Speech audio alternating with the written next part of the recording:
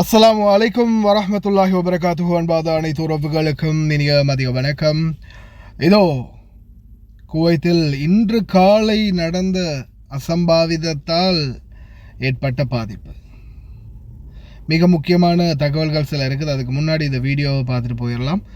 இன்றைக்கி காலையில் பார்த்தீங்கன்னா அவங்களுக்கே தெரியும், விடிய காலையில் 4 மணி 3:55 4:30 வரைக்கும் மிகவும் பாரிய வெடிப்பு சத்தம் கேட்டது. ஈரானுடைய மிசைல் மற்றும் ட்ரோன்கள் குவைத் மற்றும் பஹ்ரைனை நோக்கி வந்ததால் திடீரென வந்த அனைத்து ஃப்ளைட், ஜசீராவாக இருக்கட்டும், அடுத்தது குவைட் ஏர்வேஸாக இருக்கட்டும், 2 ஃப்ளைட்டுடைய ரேடார் காட்சிகளை தான் நீங்கள் இப்போ பார்த்துக்கிட்டு இருக்கிறீங்க. வந்த அனைத்து ஃப்ளைட்டும் மறுபடியும் திருப்பி அருகில் உள்ள சவுதி அரேபியா மற்றும் சில நாடுகளுடைய விமான தளங்களுக்கு அனுப்பி வைக்கப்பட்டது. ஏன்னா நாட்டுடைய நிலைமை மோசமான சூழலில் இருந்ததால் உடனடியாக அனைத்து விமானங்களும் திருப்பி அனுப்பப்பட்டன. அதற்கு பிறகு ஒரு மாதிரியாக நிலைமை சரியான பிறகு தான் மறுபடியும் பார்த்திங்கன்னா விமானங்களை குவைத்துக்குள்ளே கொண்டு வர முடிந்தது. இந்த தகவல் குவைத்துடைய சிவில் ஏவியேஷன் அத்தாரிட்டி தெரிவிச்சிருந்தாங்க. இந்த நிலைமை தான் பெரிய சிக்கல். அதே போல் இதோ டொனால்ட் ட்ரம்ப் இப்போ தானே இந்த யுத்தம் ஆரம்பித்தது, முடிஞ்சிருமா அப்படின்னு கேட்டால் எப்படி முடியும்? வியட்நாமோட நாங்கள் 19 வருஷம் யுத்தம் பண்ணியிருக்கிறோம். இது இப்போ தான் ஜஸ்ட் சில மாதங்கள் தான், கொஞ்சம் பொறுமையாக இருங்க அப்படின்ற மாதிரி டொனால்ட் ட்ரம்ப் சொல்லியிருக்காரு. அதுக்கான இன்னொரு காரணம் என்ன தெரியுமா? நல்லா பாருங்கள், கிட்டத்தட்ட 2 பில்லியன், அதாவது நெருக்கி 2 பில்லியன் அப்படின்னு சொல்லலாம், 1.98 பில்லியன் அமெரிக்கா வெளியுறவுத்துறை குவைத்திற்கு இராணுவ உபகரணங்களை விற்பனை செய்வதற்கான ஒப்பந்தத்திற்கு ஒப்புதல் அளிக்கப்பட்டுள்ளது.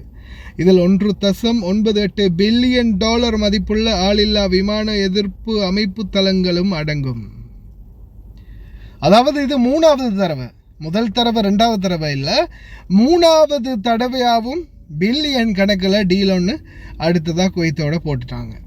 கடந்த காலங்களில் கத்தாரோட, துபாயோட, சவுதி, அதே போல் பஹ்ரைன், அதே போல் குவைத்தோட கடந்த காலங்களில் 2 தடவை, இது 3வது தடவை ஒப்பந்தம் பண்ணியிருக்கிறாங்க. அப்போது இது ஒரு நல்ல பிஸ்னஸ் இவங்களுக்கு. இப்போ இந்த வாரம் நின்று போச்சுன்னா அப்புறம் இந்த வியாபாரமெல்லாம் மொத்தமாகவே படுத்துடும் இல்லையா?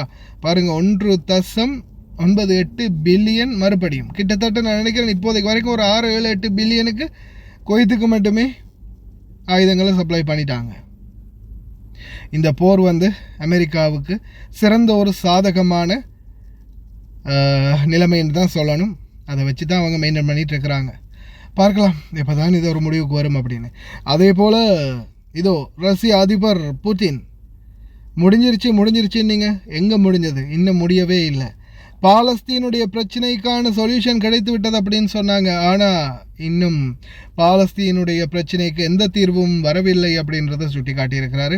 அதே போல் பார்த்திங்கன்னா சொமாலியா நாடும் தற்போது கொஞ்சமாக ஆயுததாரர்களுடைய கைக்கு சோமாலியா நாட்டின் ஒவ்வொரு நகரங்களும் போய்கொண்டிருக்குது அப்படின்ற தகவல்களும் வெளியாகுது தொடர்ந்தும்.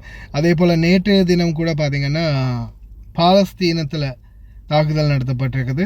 இந்த தாக்குதலையும் சில குடும்ப உறுப்பினர்கள் காயமடைந்திருக்கிறதா தெரிவிச்சிருக்கிறாங்க. அதே போல் லெபனான் மீதும் நேற்றைய தினம் நிறைய தாக்குதல்கள் நடத்தப்பட்டது தெரிய வந்திருக்குது. பார்க்கலாம் எங்கே தான் போய் முடியுது அப்படின்னு பார்க்கலாம். அதே போல் கர்னல் ஒஸ்மான் முகமது அல்காரிப் தொடர்ந்துமே குவைத்தில் இன்று காலை வந்த மிசைல்கள் மற்றும் ட்ரோன்களுடைய பாகங்களை தேடுற பணியில் ஈடுபடுறதா தெரிவிச்சிருக்கிறாங்க. ஒன்று சேர்க்குற பணியில் பொதுமக்களையும் கவனமாக இருக்குமாறு கேட்டுக்கொண்டிருக்கிறாங்க. தயவுசெய்து ரொம்ப கவனமாக இருங்க. குறிப்பாக சந்தேகத்துக்கிடமான ஏதாவது பொருட்கள் உங்களுடைய கையில் கிடைத்தாலோ அல்லது நீங்கள் கண்டாலோ அல்லது உங்களுடைய ஏரியாக்களில் கிடந்தாலோ பக்கத்தில் போகாமல் வீடியோ எடுக்காமல் முடிந்த வரைக்கும் பாதுகாப்பாக தூரமாகவே இருங்க. 112க்கு கால் பண்ணி முடிஞ்ச வரைக்கும் அந்த விடயத்தை தெரியப்படுத்துங்க. கவனமாக. دولة الكويت يعني ما الجديد لديك وآخر أيضا إحصائيات حول صافرات الإنذار؟ نعم، حياكم الله وصبحكم الله بالخير. واحنا نأكد لكم استمرار جهود وزارة الداخلية بجميع قطاعاتها الميدانية المعنية، ولكن تبقى الإدارة العامة للعلاقات والإعلام الأمني مستمرة بجهودها التوعوية. بتأكيد استمرار بيانات وزارة الداخلية الخاصة والمهمة بعدم التصوير وعدم تداول المقاطع وعدم أيضا العبث بأي أجسام غريبة والتواصل في حال أي شيء للضرورة على هاتف الطوارئ 112 للتعامل الفوري مع كل البلاغات أو الشظايا الناتجة عن التصدي للقوات الدفاع الجوي من أحداث صارت الساعات الماضية. احنا نأكد ونقول أن جميع أجهزة وزارة الداخلية قاعد تعمل على مدار الساعة. تأكد الإدارة العامة للعلاقات والإعلام أن التوعية الشاملة للمواطنين والمقيمين موجودة، وتؤكد أيضا دائما بأهم الأحداث ما يتم تداوله في الإيجاز. إذا كان يحتاج تفصيل للأحداث يتم أيضا من خلال هذا الإيجاز، وكما حدث في الأيام السابقة.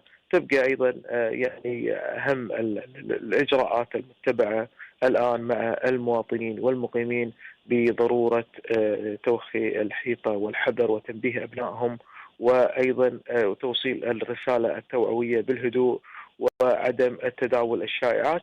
هذه الأمور تكلمنا فيها في الأوقات السابقة بشكل شامل، لكن تبقى الأمور التذكيرية تستمر، وإن شاء الله يحفظ ديرتنا الحزب الكويت. وهذا شيء طبعا يعني اللي يقومون فيه الإخوان في جميع القطاعات الميدانية المعنية بجميع القوات اللي قاعد تعمل وجميع الأجهزة في الدولة اللي قاعد تعمل في التصدي والتعامل على مدار هذه الجهود مستمرة الأمانة والكل يشيد فيها. وإحنا نبقى أيضا مستمرين بضرورة عدم التهاون بأي معلومة بتوصيلها للجهة المختصة، وكذلك أيضا عدم تداول أي إشاعات ممكن تضر الوضع الراهن. لذلك نستمر إن شاء الله مع المواطنين والمقيمين بكل مصداقية وبكل يعني تعامل راقي وبكل أيضا يعني روح وطنية شاملة، ونبقى دائما نقول لأبنائنا أن نغرس فيهم الثقافة الوطنية من خلال ما يدور في الوضع الراهن، ونقل الرسالة الحقيقية بالأحداث دون أي تغيير. وهذا يؤكد لأبنائنا بضرورة حب الوطن، ويعني الكل له واجب وطني، مو بس منتسبين وزارة الداخلية ولا وزارة الدفاع ولا أيضا اللي يعملون، أيضا كل شخص داخل دولة الكويت له دور وطني. لذلك تكاتف الجهود مهم جدا، وتبقى أيضا الأجهزة الأمنية مستمرة في عملها. قواك الله عقيد عثمان، سنكون إن شاء الله معك في رسائل أمنية قادمة. العقيد عثمان محمد الغريب مدير إدارة الإعلام الأمني بوزارة الداخلية، شكرا جزيلا لك على كل هذه الإيضاحات.